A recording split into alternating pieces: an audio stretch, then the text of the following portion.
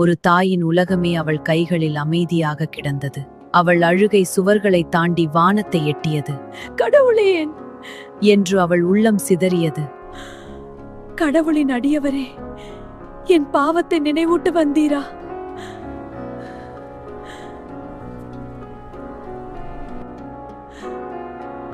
எலியா அமைதியாக சொன்னார், உன் மகனை என்னிடம் கொடு.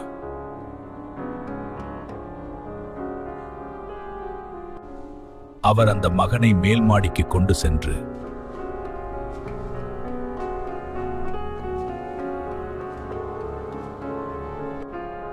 படுக்கையில் கிடத்தி ஆண்டவரை நோக்கி கதறினார்.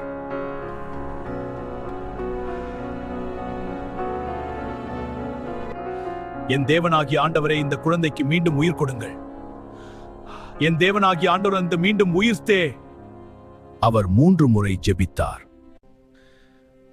அதிசயம் நடந்தது. அவன் உயிருடன் எழுந்தான். மூச்சுவிட்டான்.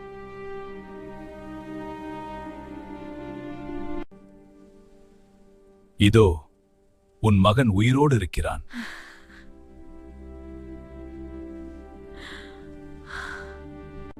இப்போதுதான் எனக்கு தெரிகிறது, நீர் கடவுளின் அடியவர். வாயிலிருந்து வரும் வார்த்தை உண்மை.